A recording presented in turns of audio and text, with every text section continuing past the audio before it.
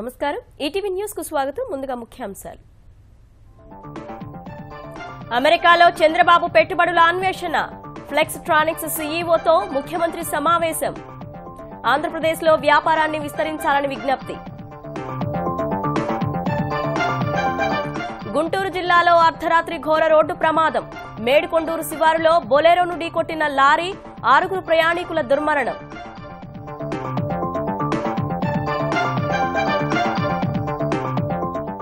Krishna జలాలపై Brijesh tribunal కు తెలంగాణ వాదనలు ఆంధ్రప్రదేశ్ కు 162 టీఎంసీలు చాలని వ్యాఖ్య కృష్ణా డెల్టాకు నీరు అవసరం లేదని సూచన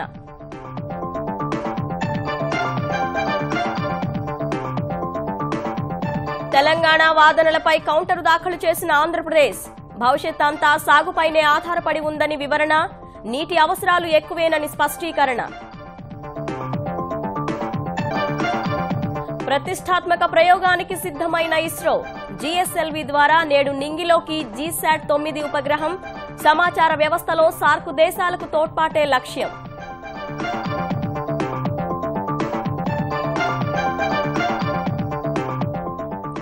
ఒబామా కేర్కు చర్మగీతం పాడే దిశగా ట్రంప్ సర్కార్ తొలి విజయం నూతన ఆరోగ్య విధానాన్ని ఆమోదించిన అమెరికా ప్రతినిధుల సభ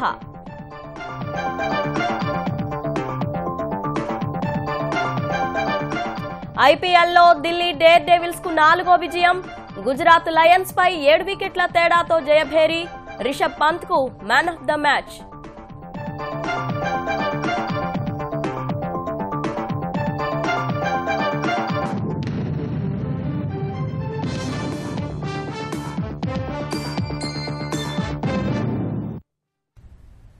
ఆంధ్రప్రదేశ్ కు పెట్టుబడుల సాధనే లక్ష్యంగా అమెరికా వెళ్లిన ముఖ్యమంత్రి చంద్రబాబు బృందం తొలి రోజు పర్యటన మొదలైంది అనుకున్న సమయానికంటే 2.5 గంటలు ఆలస్యంగా శాన్ ఫ్రాన్సిస్కో అంతర్జాతీయ విమానాశ్రయం చేరుకున్న చంద్రబాబు బృందం తొలుత ప్రపంచంలోనే రెండో అతిపెద్ద ఎలక్ట్రానిక్స్ మ్యానుఫ్యాక్చరింగ్ సర్వీసెస్ సంస్థ ఫ్లెక్స్ట్రానిక్స్ సీఈఓ మైక్ మెక్స్ నమరతో సమావేశమైంది ఆర్థిక మంత్రి యనమల సమాచార సలహాదారు పరకాల ప్రభాకర్ రాష్ట్ర ఆర్థికాభివృద్ధి సంస్థ సీఈఓ కృష్ణ కిశోర్ తో పాటు 16 మంది సభ్యుల బృందం ఈ సమావేశంలో పాల్గొంది ఏపీలో వనరులు సానుకూల అంశాలను ఫ్లెక్స్ట్రానిక్స్ ప్రతినిధులకు వివరించిన చంద్రబాబు పెట్టుబడులు పెట్టాలని కోరారు విశాఖలో ఇప్పటికే తమ ఉనికి ఉందని సంస్థ విస్తరణ కోసం అవకాశాలను పరిశీలిస్తున్నామని ఫ్లెక్స్ట్రానిక్స్ సీఈఓ చంద్రబాబు బృందానికి వివరించారు ఆంధ్రప్రదేశ్లో విస్తరణకు గల విస్తృత అవకాశాలను సద్వినియోగం చేసుకోవాలని చంద్రబాబు కోరారు తర్వాత కాలిఫోర్నియా గవర్నర్ జెర్రీ బ్రౌన్తో చంద్రబాబు బృందం సమావేశమైంది రాజధాని అమరావతిని నిర్మాణ దశలోనే సందర్శించి తగు సూచనలు సహకారం అందించడానికి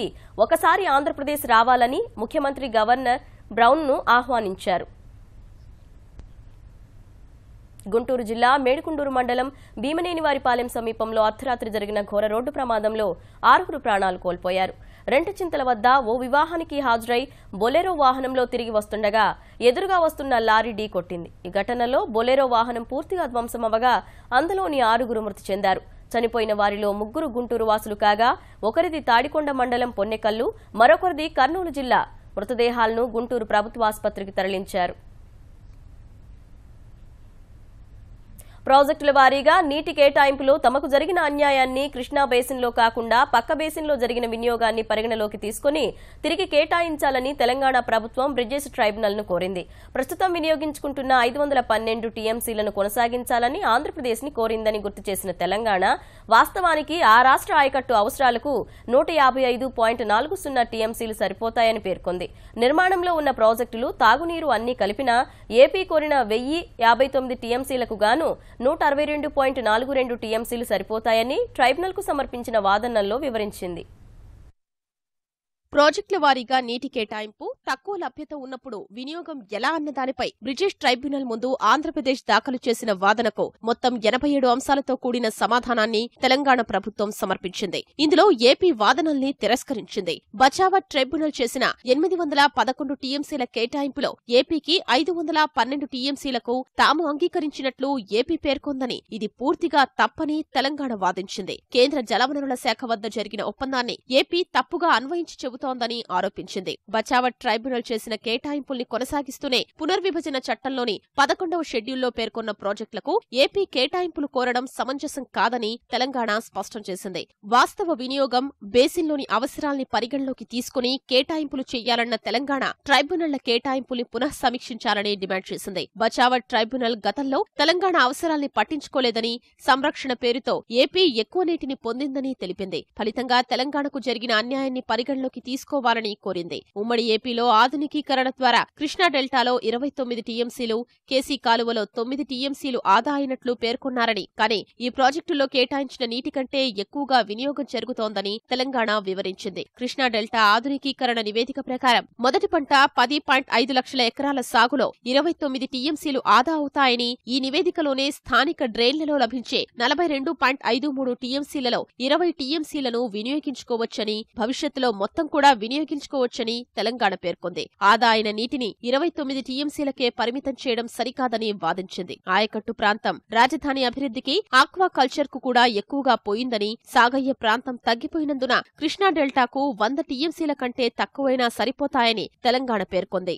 వీటన్నింటినీ పరిగణలోకి తీసుకుని అసలు కృష్ణా డెల్టాకు నీటి కేటాయింపు అవసరమా అన్నది పరిశీలించాలని కోరింది. శ్రీశైలం కుడిగట్టు కాలువకు 19 టీఎంసీలు వినియోగిస్తే ఇందులో 11 టీఎంసీలు పునరుత్పత్తి ద్వారా లభించేవని, 8 టీఎంసీలు కేసీ కాలువ ఆధునికీకరణ ద్వారా వచ్చినవని తెలంగాణ వివరించింది. పునరుత్పత్తి ద్వారా లెక్కగట్టిన 11 టీఎంసీలలో 8 టీఎంసీలు తమ రాష్ట్రంలో లభించినవేనని స్పష్టం చేసింది. కానీ ఉమ్మడి ఆంధ్రప్రదేశ్ ఆ నీటిని పక్క బేసిన్ కు కేటాయించిందని తెలిపింది. తద్వారా ఉమ్మడి రాష్ట్రంలో తెలంగాణపై ఎంత వివక్ష చూపారో స్పష్టమవుతోందని తెలిపింది. పులిచింతలలో ఆవిరి కింద 9 టీఎంసీలుగా చూపడాన్ని కూడా తెలంగాణ ఆక్షేపించింది. వాస్తవంగా ఆవిరి రూపంలో జరిగే నష్టం చాలా తక్కువగా ఉంటుందని పేర్కొంది. ఈ ప్రాజెక్టు వల్ల సాగర్ ఎడమగట్టు కాలువ కింద ఆయకట్టు ముంపునకు గురైందని తెలిపింది. ఫలితంగా పులిచింతలను తెలంగాణ నీటిపారుదల అవసరాలకు వినియోగించుకునేలా పునః పరిశీలించాలని ట్రైబ్యునల్ను కోరింది.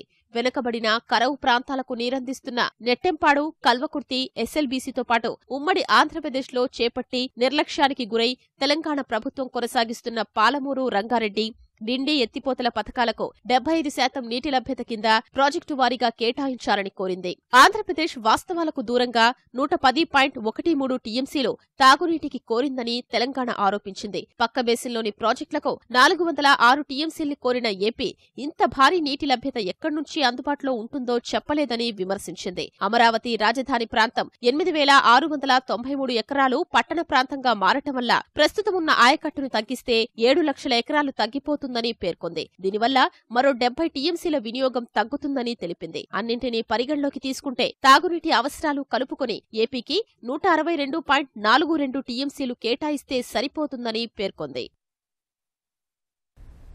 తెలంగాణ వాదనలపై కౌంటర్ దాఖలు చేసిన ఆంధ్రప్రదేశ్ ప్రభుత్వం తమ రాష్ట్రంలోనే సాగునీటి అవసరాలు ఎక్కువని, భవిష్యత్తు అంతా సాగుపైనే ఆధారపడి ఉందని ట్రైబ్యునల్కు వివరించింది. ఇప్పటికే కుదిరిన అంగీకారం మేరకు 512, 299 టీఎంసీల ప్రకారం ప్రాజెక్టుల వారీగా నీటి కేటాయింపులు జరపాలని బ్రిజెస్ ట్రైబ్యునల్కు విజ్ఞప్తి చేసింది. ప్రాజెక్టుల వారీగా నీటి కేటాయింపు, తక్కువ లభ్యత ఉన్నప్పుడు వినియోగం ఎలా అన్నదానిపై బ్రిజేష్ ట్రైబ్యునల్ ముందు తెలంగాణ దాఖలు చేసిన వాదనకు ఆంధ్రప్రదేశ్ గురువారం కౌంటర్ దాఖలు చేసింది. ఆంధ్రప్రదేశ్ వరి పండించేందుకు అనువైన ప్రాంతమని, ఏ సౌకర్యాలు లేని కొత్త రాష్ట్రం భవిష్యత్తంతా సాగుపైనే ఆధారపడి ఉందని వివరించింది. ఏపీలో పురాతన డెల్టా వ్యవస్థలు ఉన్నందున కృష్ణా బేసిన్ నుంచి ఇతర బేసిన్లకు నీటి మళ్లింపు 100 ఏళ్ల క్రితమే జరిగిందనే విషయాన్ని బచావత్ ట్రైబ్యునల్ గుర్తించిందని పేర్కొంది. ఏపీలో నేలలు వరి సాగుకు యోగ్యమైనవని, తెలంగాణలో ఖనిజాలు ఎక్కువని తెలిపింది.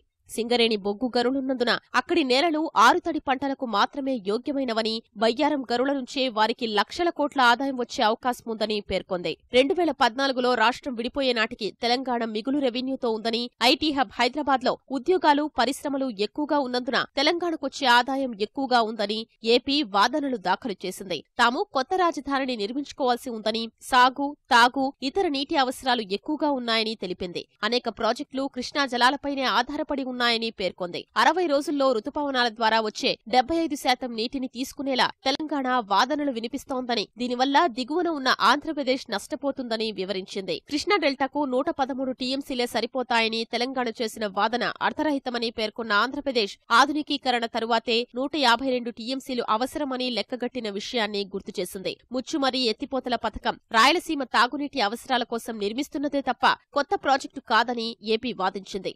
ఆర్డీఎస్ ఎత్తు పెంచితే కేసీ కాలువ రైతుల హక్కులకు భంగం కలుగుతున్నందున అందుకు అంగీకరించబోమని తేల్చి చెప్పింది. ఏపీకి 512 టీఎంసీలు, తెలంగాణకు 299 టీఎంసీల కేటాయింపులకు సంబంధించి ఇప్పటికే కుదిరిన అంగీకారం మేరకు ట్రైబ్యునల్ ప్రాజెక్టుల వారీగా కేటాయింపులు జరపాలని, లోటు సందర్భంలో ప్రోటోకాల్ మాత్రమే నిర్ణయించాల్సి ఉందని ఆంధ్రప్రదేశ్ తెలిపింది. 2 రాష్ట్రాలతో చర్చించిన తర్వాతనే టెలిమెట్రీల ఏర్పాటుపై ముందుకెళ్లాలని కృష్ణానది యాజమాన్య బోర్డు నిర్ణయించింది. టెలిమెట్రీల ఏర్పాటుకు సంబంధించి మొదటి దశలో నిర్ణయించిన కొన్ని స్థానాల్లో మార్పులు చేయడం పట్ల తెలంగాణ అభ్యంతరం వ్యక్తం చేసిన నేపథ్యంలో బోర్డు ఈ నిర్ణయం తీసుకుంది.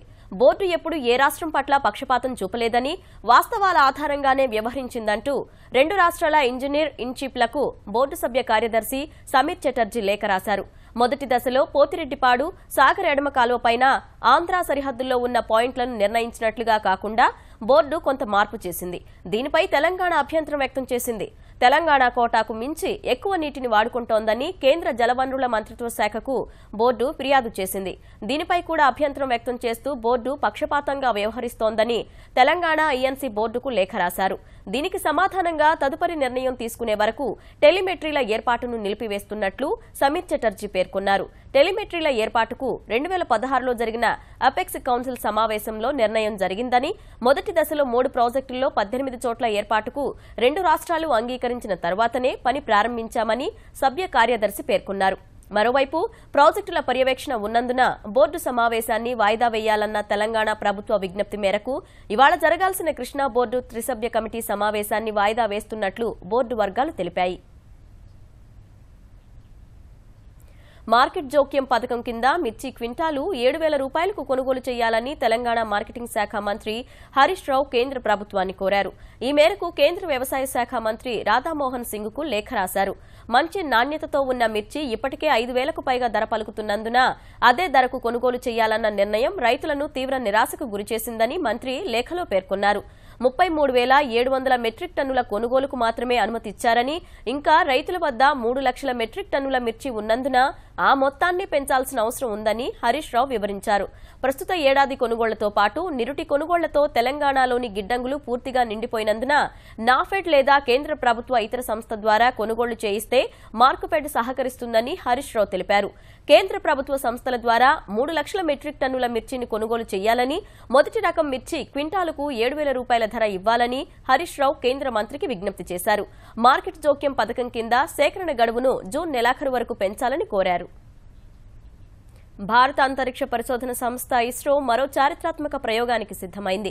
ప్రధాని నరేంద్ర మోదీ విజ్ఞప్తి మేరకు పాకిస్తాన్ మినహా ఇతర సార్క్ దేశాల సమాచార వ్యవస్థలో విప్లవాత్మక మార్పులు తెచ్చేందుకు దోహదపడే జీశాట్ 9 ఉపగ్రహాన్ని నేడు నింగిలోకి పంపనుంది. ఇందుకు సంబంధించిన కౌంట్ డౌన్ గురువారం మధ్యాహ్నం 12:57 నుంచి కొనసాగుతుండగా సాయంత్రం 4:57 జీఎస్ఎల్వి F9 వాహక నౌక జీశాట్ 9 ఉపగ్రహాన్ని నింగిలోకి మోసుకెళ్లనుంది. ఈ ప్రయోగం విజయవంతమైతే సార్క్ దేశాల మధ్య సమాచార వ్యవస్థ మరింత బలోపేతం కానుంది. ఈ ఉపగ్రహంలో తొలిసారిగా ఎలక్ట్రికల్ ప్రొపల్షన్ విధానాన్ని పొందుపరచడం వల్ల శాటిలైట్ బరువు తగ్గి మెరుగైన సేవలు అందుకునే వీలుంది. ఇప్పటి వరకు ఉపగ్రహాల్లో రసాయనిక ఇంధనాలు ఉపయోగిస్తుండగా ఇందుకోసం విదేశాలపై కొంత ఆధారపడాల్సి ఉండేది. ప్రస్తుతం ప్రయోగించే జీశాట్ 9లో ఎలక్ట్రికల్ ప్రొపల్షన్ సిస్టమ్ విజయవంతమైతే భవిష్యత్తులో బరువైన ఉపగ్రహాలను కూడా తేలికగా పంపే వీలు కలుగుతుంది. ఈ ఉపగ్రహం బరువు 2,230 కిలోలు కాగా ఇప్పటి వరకు అంతరిక్షంలోకి ప్రవేశపెట్టిన అత్యంత బరువైన ఉపగ్రహం కావడం విశేషం. ఇవాల్టి ప్రయోగాన్ని వీక్షించేందుకు పార్లమెంటరీ కమిటీ బృందం షార్కు రానుంది. ఆంధ్రప్రదేశ్లో ఎంసెట్ ఫలితాలు నేడు వెల్లడి కానున్నాయి. విజయవాడ గేట్వే హోటల్లో మధ్యాహ్నం 3 గంటలకు మంత్రులు ఫలితాలను విడుదల చేస్తారు. ఎంసెట్ను తొలిసారి ఏడాది ఆన్లైన్లో నిర్వహించడం వల్ల రికార్డు సమయంలో వారం రోజుల్లోనే ఫలితాలు ఇవ్వగలుగుతున్నారు. ఎంసెట్ ఇంజనీరింగ్ పరీక్షను 1,85,000 మంది రాయగా వ్యవసాయ, ఫార్మసీ వంటి బైపీసీ కోర్సుల్లో ప్రవేశానికి 75,000 మంది పరీక్ష రాశారు. ఫలితాలు విడుదలైన వెంటనే అభ్యర్థులు దరఖాస్తులో పేర్కొన్న చరవాణి నెంబర్కు ర్యాంకు, మార్కులకు సంబంధించిన పూర్తి వివరాలను పంపిస్తారు. ఆంధ్రప్రదేశ్లో పీజీ వైద్య విద్య రుసుములు భారీ పెంపుపై వైద్య విద్యార్థులు మండిపడుతున్నారు. ఫీజులను ఏకంగా 400% పెంచడానికి నిరసనగా ఎన్టీఆర్ ఆరోగ్య విశ్వవిద్యాలయం ముందు ధర్నాకు దిగారు. పెంచిన ఫీజులను ప్రభుత్వం ఉపసంహరించుకోవాలని డిమాండ్ చేశారు. పీజీ, ఎంఎస్, ఎండీ, డిప్లొమా ఫీజులతో పాటు ఎండీఎస్ ఫీజును దారుణంగా పెంచడం వెనుక భారీ అవినీతి జరిగిందని వారు ఆరోపించారు. ప్రైవేటు యాజమాన్యాల ఒత్తిడికి ప్రభుత్వం తలొగ్గి పేద విద్యార్థులకు వైద్య విద్యను దూరం చేస్తోందని విద్యార్థులు వాపోయారు. ఫీజుల పెంపు అంశంపై ఇవాళ హైకోర్టును ఆశ్రయిస్తామని విద్యార్థులు చెప్పారు.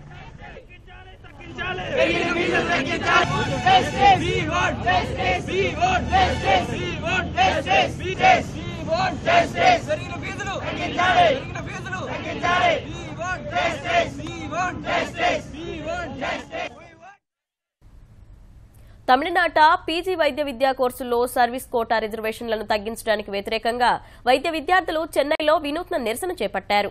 పీజీ వైద్య కోర్సుల్లో 50% సీట్లను వైద్య వృత్తిలో ఉన్న జూనియర్ డాక్టర్లకు కేటాయిస్తుండగా గతేడాది నుంచి ఈ కోటాను ప్రభుత్వం రద్దు చేసింది. ఇందుకు నిరసనగా తేనాంపేటలోని డైరెక్టరేట్ ఆఫ్ మెడికల్ సైన్స్ వద్ద వైద్య విద్యార్థులు తమకు తామే సమాధి కట్టుకుని నిరసన తెలిపారు. సర్వీస్లో ఉన్న యువ వైద్యులకు 50% కోటాను రద్దు చేయడం వల్ల గ్రామీణ ప్రాంతాల్లో సేవలు అందిస్తోన్న జూనియర్ వైద్యులకు ఆత్మహత్య సదృశ్యంగా మారిందని విద్యార్థులు వాపోయారు.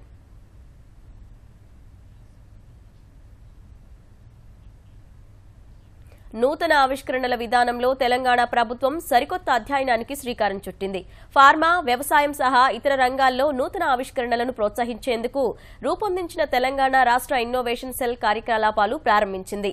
గచ్చిబౌలిలోని ట్రిపుల్ ఐటీ నుంచి కార్యకలాపాలు నిర్వహించనున్న ఇన్నోవేషన్ సెల్ కు triple IT professor L Ramesh తాత్కాలికంగా నేతృత్వం వహిస్తారని తెలంగాణ ఐటీ, పరిశ్రమల శాఖ మంత్రి కేటీఆర్ ప్రకటించారు. ఈ కేంద్రంలో ప్రధానంగా ఇన్నోవేషన్ పాలసీలో స్టార్టప్లు, ఇంక్యుబేటర్లకు ప్రకటించిన రాయితీలు, ప్రోత్సాహకాలను సింగిల్ విండో విధానంలో ఇవ్వనున్నారు. ఇంక్యుబేటర్లు స్థాపించాలనుకునే వారి వివరాలు, నెట్వర్క్ సమాచారాన్ని సేకరిస్తారు. ఆంధ్రప్రదేశ్లో మరో అవినీతి అధికారి ఏసీబీ వలకు చిక్కాడు.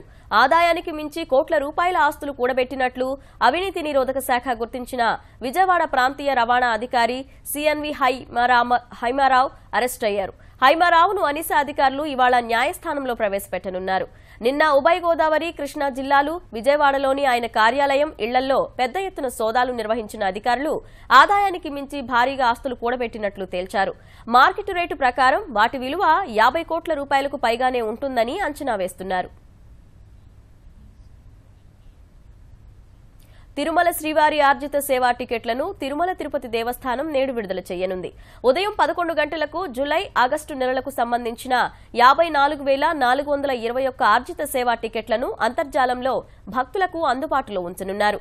నిత్య సేవలతో పాటు వారపు సేవా టికెట్లను భక్తులు వెబ్సైట్ ద్వారా నమోదు చేసుకోవచ్చు. శ్రీ పద్మావతి శ్రీనివాసుల పరిణయోత్సవాలు తిరుమలలో వైభవంగా ప్రారంభమయ్యాయి. ఉత్సవాల్లో భాగంగా తొలి రోజు స్వామివారు గజవాహనాన్ని అధిరోహించగా శ్రీదేవి, భూదేవి అమ్మవార్లు ఉత్సవమూర్తులను పల్లకిపై పరిణయోత్సవ మండపానికి వేంచేశారు.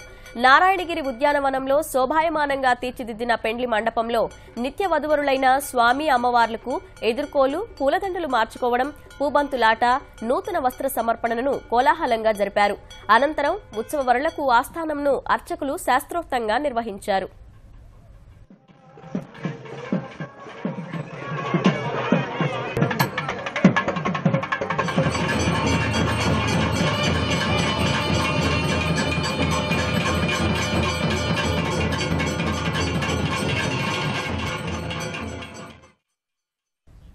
బరాక్ ఒబామా ప్రభుత్వం తీసుకువచ్చిన ఆరోగ్య విధానం ఒబామా కేర్ను రద్దు చేస్తానని ప్రకటించిన అమెరికా అధ్యక్షుడు డొనాల్డ్ ట్రంప్ ఆ దిశగా తొలి విజయం సాధించారు.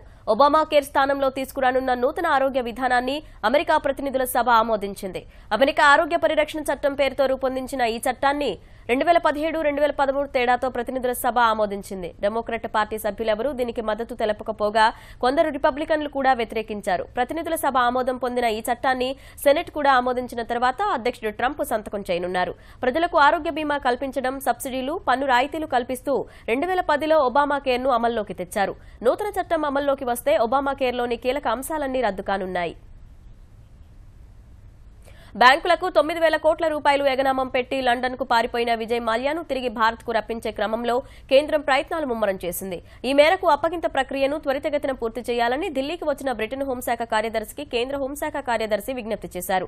మాల్యా గురించే కాకుండా లండన్లో తలదాచుకుంటున్న ఖలిస్తాన్ తీవ్రవాదులకు సంబంధించిన అప్పగింత అభ్యర్థులను కూడా త్వరితగతిన పరిశీలించి పూర్తి చేయాలని బ్రిటన్ను కోరారు. ప్రస్తుతం మాల్యా అప్పగింతపై స్కాట్లాండ్లోని ఓ న్యాయస్థానంలో విచారణ జరుగుతోంది. ఈ అంశంతో పాటు ఐసిస్ సహా ఇతర ఉగ్ర కార్యకలాపాలకు సంబంధించిన నిఘా సమాచారాన్ని ఇచ్చిపుచ్చుకోవడంపై కూడా ఇరు దేశాల అధికారులు చర్చలు జరిపినట్లు కేంద్ర హోంశాఖ సలహాదారు అశోక్ ప్రసాద్ ఓ ప్రకటనలో తెలిపారు. ఈటీవీ న్యూస్ సమాప్తం. నమస్కారం.